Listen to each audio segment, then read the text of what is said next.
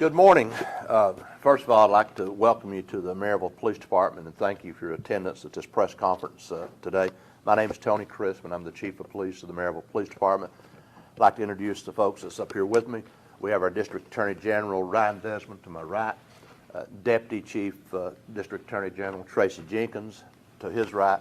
To my left is Deputy Chief Greg Cook, Maryville Police Department, and Detective Art King of the Maryville Police Department. And the General's PIO is here as well. So I'm going to read a statement of what we have you here for, and then we're going to open it, and then I'm going to turn it over to General Desmond, and then we'll take a few questions at the end. What questions we can answer, okay? So the Maryville Police Department is pleased to announce a breakthrough in a decades-old homicide case. After more than 39 years, an arrest has been made in the January 4th, 1985 homicide of Billy Wayne Herron. The suspect is a person named Roger Udy, 62 years old, who's currently serving time in a prison in Tennessee for an unrelated homicide that occurred in Monroe County, Tennessee in 1987. He has been charged with the murder of Billy Wayne Herron. This development marks a significant step towards justice for the victim and his family. Excuse me. Udy was 22 years old at the time he committed this homicide in Maryville. Billy Wayne Herron was found deceased at his residence, Lot 27, Shady Acres Trailer Park in Maryville, Tennessee. Mr. Herron suffered multiple stab wounds and blunt force trauma to his head. Despite initial efforts to solve this case, it remained unsolved for nearly four decades. Thanks to the tenacity of our investigating team and new investigation techniques, the case was reopened with new and fresh vigor and determination. Billy Wayne Herron, who grew up in Blount County, Tennessee, was 11 of 15 children in his family. Mr. Herron was in the United States Navy, where he suffered an injury that made him disabled and unable to return to the workforce. I want to extend our deepest gratitude to Loudoun County Sheriff Jimmy Davis and the Loudoun County Sheriff's Office, whose invaluable assistance and collaboration were most helpful in solving this murder. After years of seeking answers, we are one step closer to justice. Our department remains committed to investigating unsolved cases and bringing closure to the families. Just this past November, we made an arrest of Michael Fine for a 1977 double homicide of his parents, Maynard and Helen Fine, that occurred on Everett Avenue in Maryville, Tennessee. These arrests reflect our dedication to the mission of never forgetting those who have suffered from an injustice, no matter how much time has passed.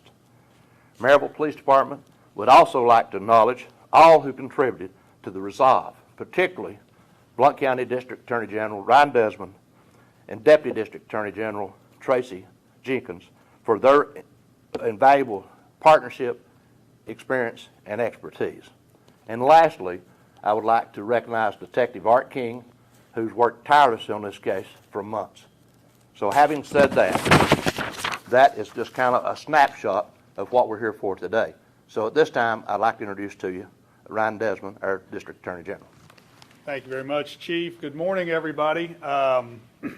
It's an exciting day to be here. As Chief said, this is the second cold case homicide we are able to bring to a conclusion today. There's actually one other party I want to thank, and that is you all, the local media.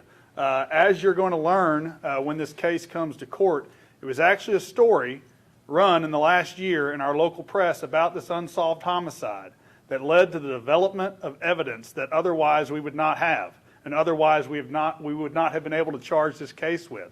So it was your willingness to report on this unsolved murder in the last year that actually led to a break in this case. So thank you, the media, for still having an interest in the community and the families of victims. And you know, we deal with victims of crimes a lot in our jobs, and it's tough. These are people who have gone through terrible ordeals.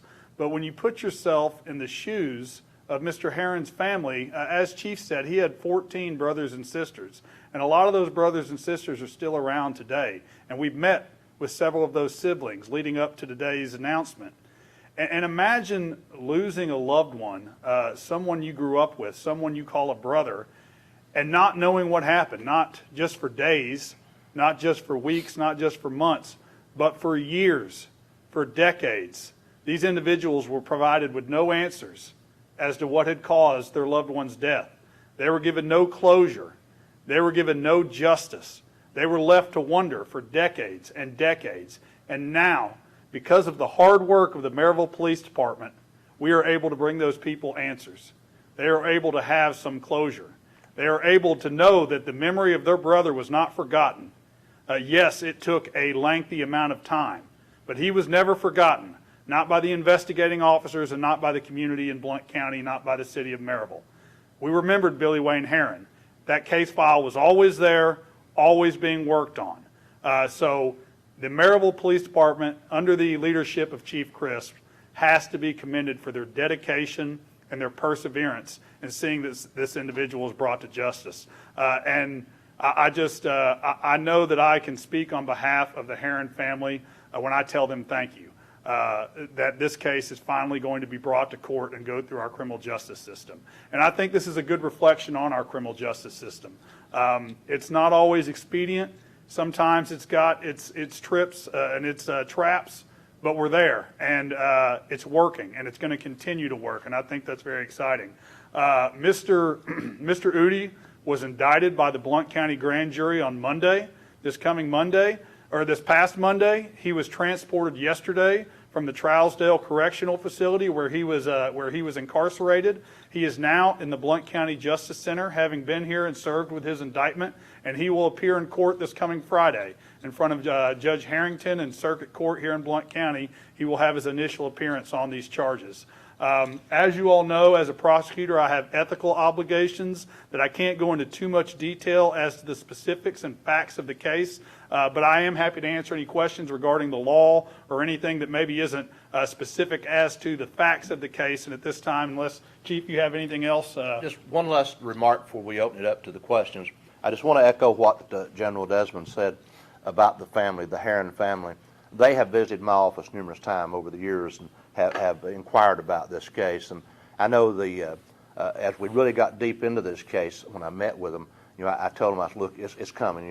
Just a couple of months away, we're going to dig back in and dive into this case.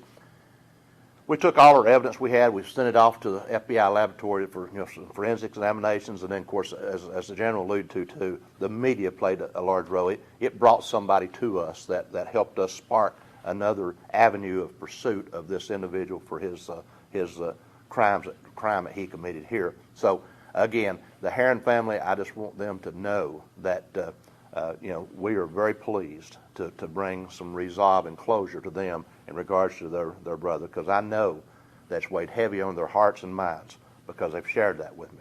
And again, it was really refreshing, wasn't it, General, to meet with the family and to tell them that we're going to be presenting this case to a Blount County grand jury, and subsequently they did return an indictment for him. So now, having said that, we'll open up for questions. Do you have any information on the other homicide that this man was already incarcerated for? Yeah, he was convicted of killing an individual named Roy Stevens out of Monroe County. I think he was convicted. The murder happened in 1988, I believe, 87, and he was convicted a few years thereafter. And without going into too much detail, I think you'll learn that homicide is related to our homicide, that there is a nexus and a connection between the two of them. But that's all I really want to say regarding that specific.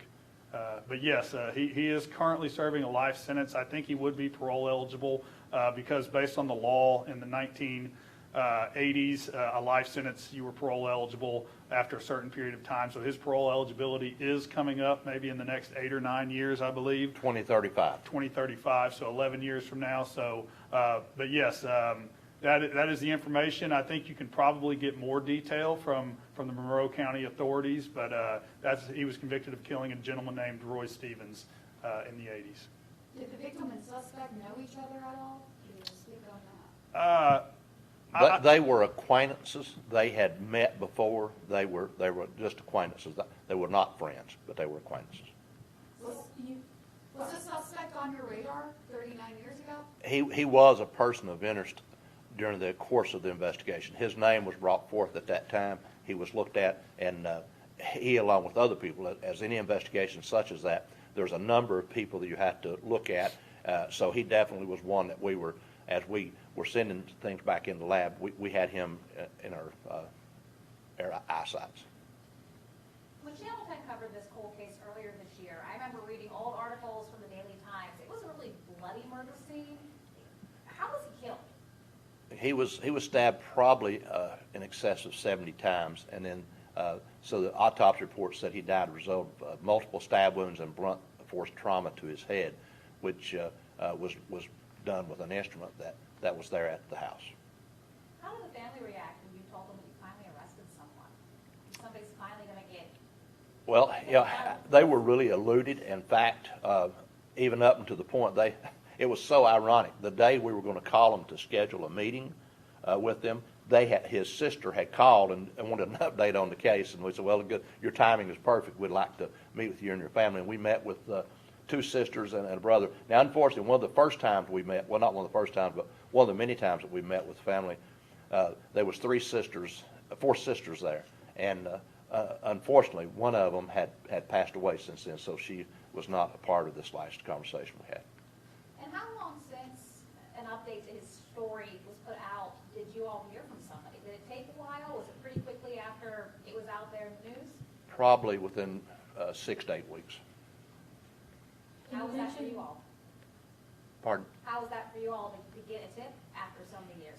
Well, it's refreshing. I actually was on vacation when that tip come in, and a neighboring law enforcement in Loudoun County, when I recognized Sheriff Jimmy Davis, he had called me and shared some information with me. I summoned a couple of our detectives to go to Loudoun County. And you mentioned that tip being crucial for you guys.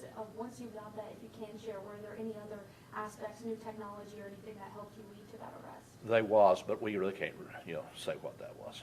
He's in the Blount County Jail right now? He is. Will he be in there pending trial or pending a plea?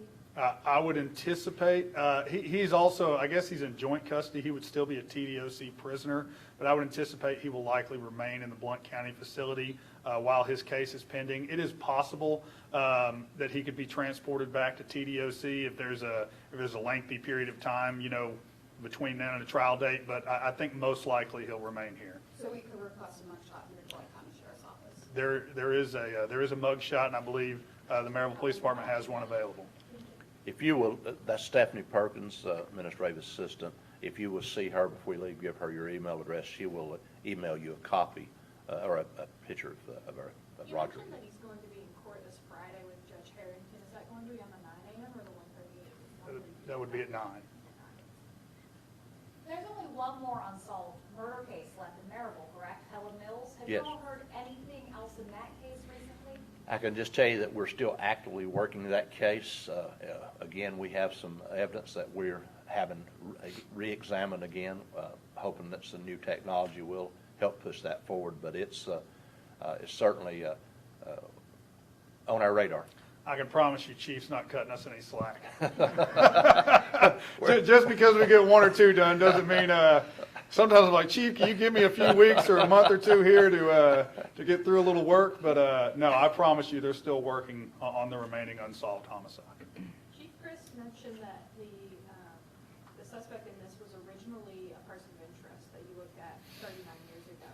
Yes. Can you speak to what led to him not being somebody that was arrested or charged in this? Just wasn't any evidence. Obviously you have to have the evidence beyond a reasonable doubt to be able to present it to the general for a successful prosecution. And you have one shot at it. You lose that, then there's a double jeopardy. And I'm not, he's speak obviously about more so than I on double jeopardy, but you don't want to, lose sight of that. But we never had enough evidence at that time. It took 39 years for us to get that. Unfortunately, a lot of times it's not uncommon for us to have a pretty good idea who perpetrated or committed a crime. But when you look at the high standard of proof that the criminal justice system requires, and I don't know exactly what the evaluation the district attorney at that time went through, but I can tell you that the evidence we have gained in the last few months is very, very critical to our ability to bring charges forward now. And they obviously would not have had that evidence 20, 25 years ago. What was he formally indicted for? He was indicted for first-degree murder.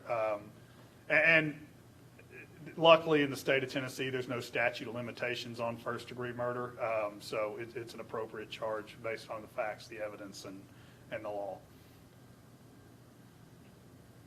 How is the DA's office feeling about this upcoming case? This one here?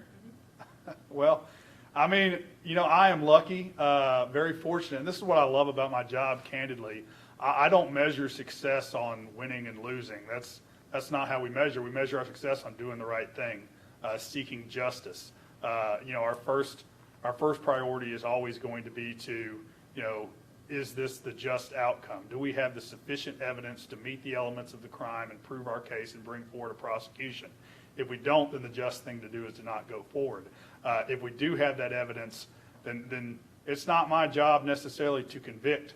It's my job to put the evidence before a jury or before a judge to prove a case that I believe in beyond a reasonable doubt. And what happens from there is, in the hands of the criminal justice system and the law. So I feel good, not for any reason other than I know we're doing the right thing.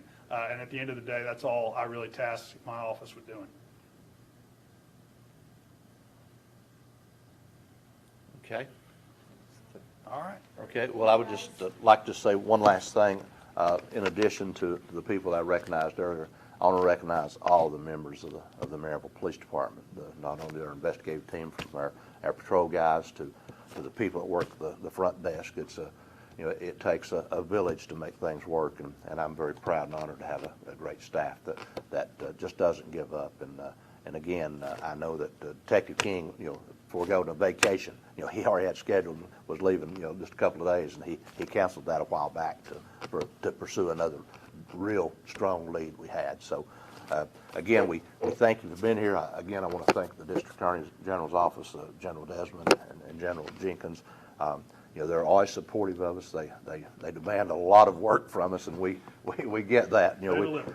And we keep pushing. We'll go and he or she will need this and that, and we just keep pushing that wagon up the hill. But I want to just really tell you my hat's off that their willingness to look at evidence and present it to the proper system, the grand jury, and now the court. So thank you again, gentlemen. Thank you again, guys, for being here. And that finishes our press conference.